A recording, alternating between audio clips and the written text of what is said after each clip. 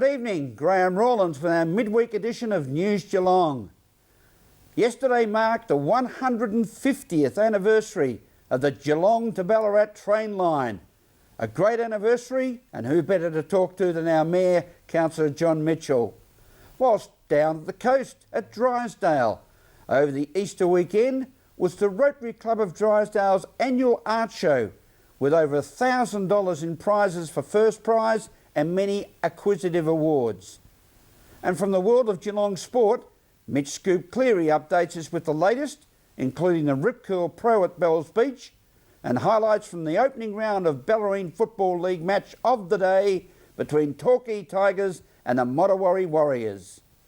While from the weather world, scintillating Sophie Miller will bring you the Geelong and Surf Coast area weather forecast expected over the next 6 days. The Association of Surfing Professionals form an important part of the annual Rip Curl Pro, held at our iconic Bells Beach. Ali Dean has more. Oh, geez, really hard to define one highlight. It was moments of highlights. It was the nostalgia behind the event. Obviously, last year, the 50th year, plenty of reflection. On the eve of the event, Michael Pearson passing away, who won or was the first surfer to win 3 events. All the surfers paying homage to Michael, and I think Bells delivered as well, was a big part of the show. The highlights, geez, having Kelly Slater here to start with, the greatest condensation of surfing talent in the men's and women's. All the big guns were firing. Owen Wright, Joel Parkinson, Mick Fanning, of course. Lightning did strike twice. What a highlight that was. Shook the hell out of the bell, as you'd imagine. It is the epitome of surfing. There's 2 events you want to win on, the world professional circuit. One is the bell, and the other probably being the pipe master, steeped in history, a great lineage of past champions. Other highlights, youthful exuberance being on display. Kalohe Andino, John Florence, Gabriel Medina, who's already won 2 events in his short career. So a myriad of highlights, great swell. Then you flip side to the women's event. Geez, and aren't they just stepping up to the plate? They're 300% better than they were last year. Steph's found a form again. Unfortunate set of circumstances with Steph last year. Carissa Moore and Sally Fitzgibbons showed, throughout the duration of 2011.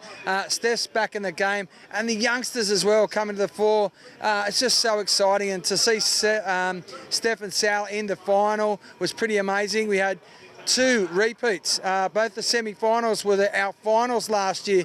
Steph and Carissa in the final, Mick and Joel in the semis on the men's side, and the final with Steph and Sally back to back. Great, 2 effervescent surfers, just outstanding. The highlights, well, rewind it and we'll do it all again. It's all the highlight. Thank you, Ali.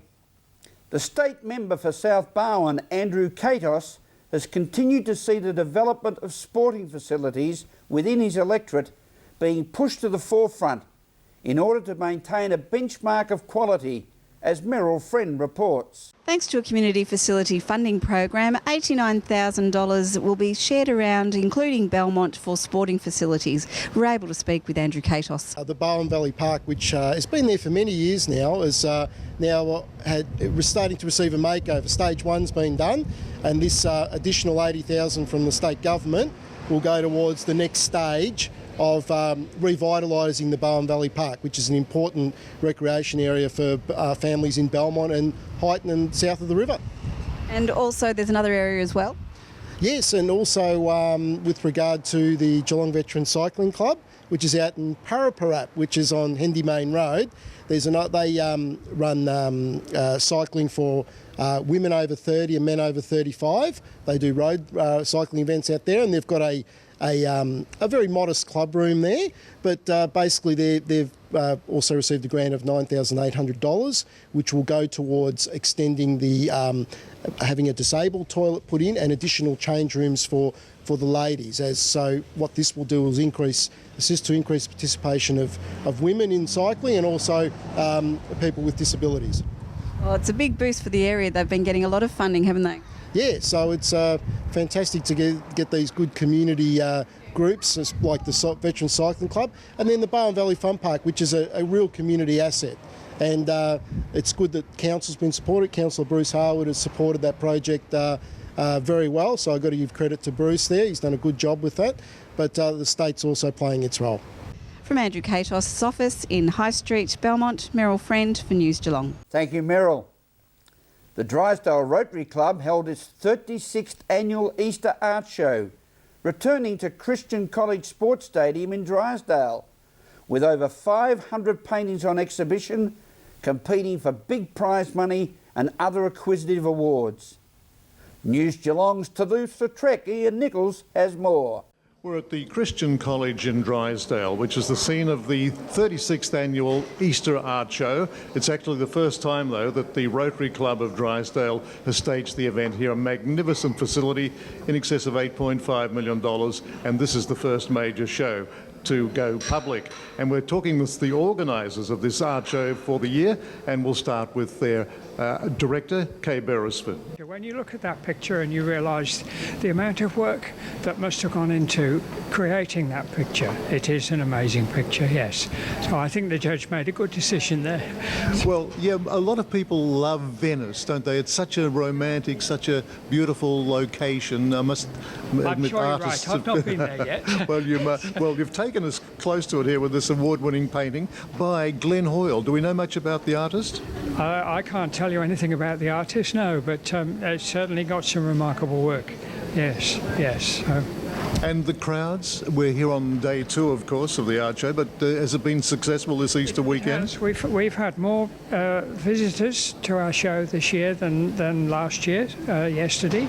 Today is looking good also, so yes, we're very encouraged by the number of people coming here, because it is a new venue, so we're not well known here yet, and sort of people are saying, oh well, where is this show, sort of thing, and yes, I think sort of it will become very successful here, because we have this superb venue which is brand new.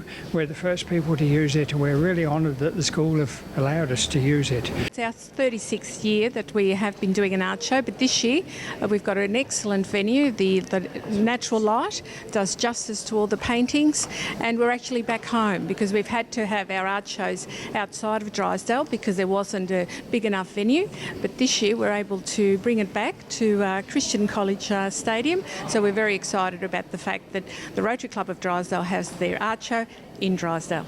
Now, we are right here at this particular point looking at some of the paintings that are part of a mentorship program of which you are very heavily involved as director. Can you tell us something about it? Yes, 2 years ago we wanted to involve the young artists in our art show, as well as trying to promote working together with renowned artists and also the young students. So we approached 2 schools and asked would they be involved in the mentorship program. So we had 2 local artists, well-known local artists, the late Bruno Calori and Jill Shallis, who has hers at the Winter Garden, and they have been mentoring 2 students for the year in preparation for their Year 12 folio. We're standing here in the foyer of this magnificent venue, and work of the judge, actually. No wonder it looks so professional and so wonderful, this wildlife that he obviously specialises in. Yes, actually he lives up in the Grampians, and he is inspired by a lot of the animals and that he sees around up there, and of course there's a show on television with called The Zoo, and that's inspired him as well, and he does a lot of that type of work, and he's just becoming better and better as he goes along. At the Rotary Club of Drysdale Easter Art Show, this is Ian Nichols for News Geelong. Thank you, Ian. As we go to a break on this midweek edition of News Geelong, don't forget you can Twitter us on our Twitter account @NewsGeelong31 with your thoughts and comments. We'll return with more news after this.